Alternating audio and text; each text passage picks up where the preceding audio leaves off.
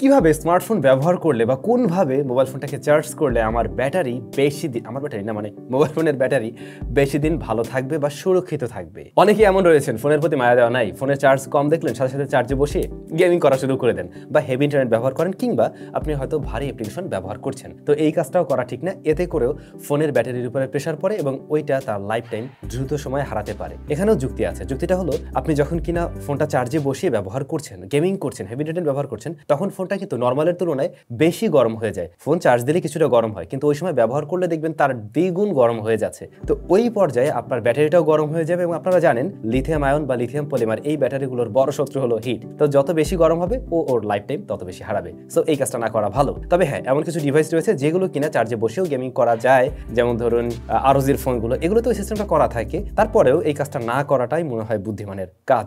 দ্বিতীয়ত, আমরা অনেকেই মোবাইলের ডাটা কানেকশন ইন্টারনেট ব্যবহার করি। তো হয়তো আপনি দেখবেন কিছু জায়গায় ডাটা কানেকশন খুব একটা ভালো পায় না।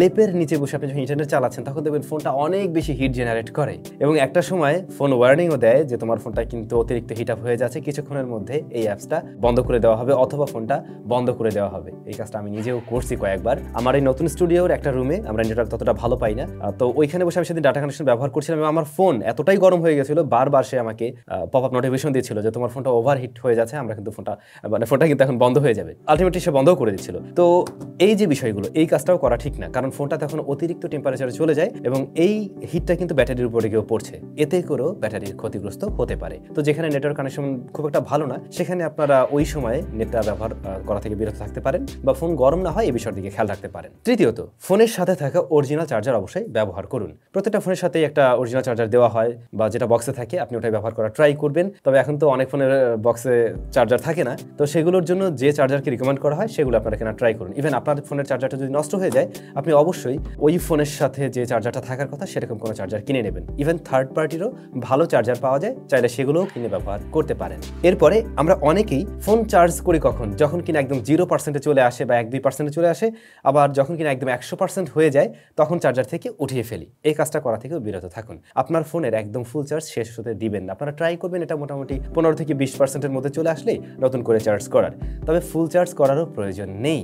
আপনি 80 বা এর আশেপাশে 85-90% হয়ে গেলে আপনি ফোনটাকে খুলে ফেলতে পারেন। এটা একটা ভালো প্র্যাকটিস, এমনটি আমরা জেনে আসছি। অনেকেরই হয়তো এই অভ্যাস রয়েছে, সারা রাত ফোন চার্জে বসিয়ে রাখেন, যাতে ঘুমানোর আগে জাস্ট চার্জে কানেক্ট করে আপনি ঘুমিয়ে যান। তো এতে করে অনেক সময় যেটা হয়, ফোনটা ফুল চার্জ হয়ে গেল, এরপর সে তো হয়তো ডাটা কানেকশন অন করা রয়েছে অথবা ওয়াইফাইয়ের সাথে কানেক্টেড রয়েছে বা তার সিমকে পরিচালনা করার জন্য সে কিন্তু চার্জ বার্ন করবে। তো চার্জ শেষ হলো, আবার 1% করে চার্জ দিল, ধরুন 1% চার্জ শেষ হলো, সাথে সাথে চার্জার থেকে আবার 1% চার্জ নিল। তো এইটা কিন্তু সাইকেল আকারে হতে থাকে। এতে করে ব্যাটারির মাঝে রাসায়নিক ভারসাম্যহীনতা তৈরি হতে পারে এবং সে তার লাইফ টাইম হারাতে পারে। কিছু কিছু ফোনের ক্ষেত্রে হয়তো আপনারা খেয়াল করছেন ব্যাটারিটা ফুলে যায়, মানে ফোনটা এরকম গোল হয়ে যায়। তো এই ফুলে যাওয়ার পিছনেও কিন্তু এরকম রিজন রয়েছে, আপনার এই ভুল চার্জিং সিস্টেমের কারণেও আপনার ফোনের ব্যাটারিটা ফুলে যেতে পারে। সো সারা রাত চার্জ দেওয়ার দরকার নেই। আপনার ফোনটা, এখনকার ফোন তো খুব দ্রুত সময় চার্জ হয়ে যায়, 1 ঘন্টার আশেপাশে ম্যাক্সিমাম স্মার্টফোন চার্জ হয়ে যায়। তো একটু কষ্ট করে না হয় ওভাবে চার্জ করে নিলেন। বর্তমান সময়ে দাঁড়িয়ে আমরা বিভিন্ন রকমের গ্যাজেট ব্যবহার করে থাকি যেগুলো ফোনের সাথে কানেক্টেড থাকে, লাইক হতে পারে একটা স্মার্ট ওয়াচ, হতে পারে এয়ারবাডস, এই ধরনের আরো অনেক কিছুই রয়েছে যেগুলো আমাদের স্মার্টফোনের সাথে কানেক্টেড থাকে। এবং যে জিনিসটা হয়, ওই অ্যাপসগুলো মানে ফোনের ভিতরে যে অ্যাপসটা রয়েছে সেটা সারাক্ষণই কিন্তু রান হয়ে থাকে ব্যাকগ্রাউন্ডে।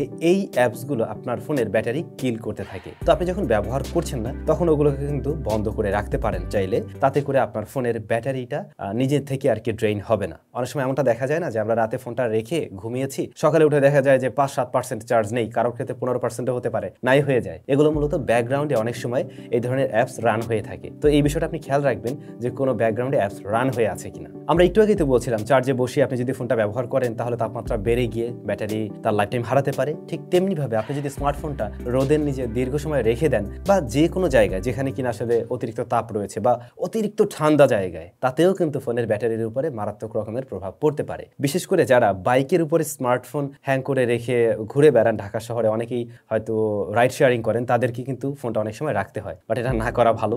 এতে করে ওই সূর্যের তাপেও ফোনের ব্যাটারি এবং স্ক্রিন দুটোর ক্ষেত্রেই সমস্যা তৈরি হতে পারে। একই রকমভাবে অনেকে ফোন দ্রুত সময় ঠান্ডা করার জন্য ফ্রিজেও রাখার চিন্তা ভাবনা করেন। নো, এই কাজটাও করবেন না। অতিরিক্ত ঠান্ডাও ব্যাটারির জন্য অবশ্যই ক্ষতির কারণ। কিছুক্ষণ আগেই না বলছিলাম আমরা স্মার্টফোনের সাথে অনেক ডিভাইস কানেক্ট করেও ব্যবহার করি। তো এই ডিভাইসগুলো কানেক্ট করতে গেলে আমাদের ওয়াইফাই, ব্লুটুথ, এনএফসি এই সমস্ত অন করতে হয়, আবার অনেক সময় লোকেশন অন করতে হয়। তো আপনার যখন কিনা এগুলো প্রয়োজন হচ্ছে না তখন চাইলে কিন্তু এগুলোকে বন্ধ করে রাখতে পারেন। তাতে করে আপনার স্মার্টফোনের ব্যাটারি কম বার্ন করবে। ব্যাটারি যত বেশি বার্ন করবে আপনাকে নতুন করে চার্জ করতে হবে, ব্যাটারি সাইকেলটা দ্রুত সময়ে শেষ হয়ে যাবে। এতে করে আপনার ব্যাটারির লাইফ টাইম কিন্তু হারাবে। সো এই বিষয়টিকেও খেয়াল রাখতে পারেন। আরও একটা বোনাস টিপস থাকলো, আপনারা অনেকেই রয়েছেন স্মার্টফোনের ডিসপ্লের ব্রাইটনেস একদম ফুল দিয়ে ব্যবহার করেন। তো এতে করে কিন্তু ফোনের ব্যাটারি বেশি বার্ন হয়, ফোনটা গরম হতে পারে, পাশাপাশি আপনার চোখের জন্য সেটা সমস্যার কারণ হতে পারে।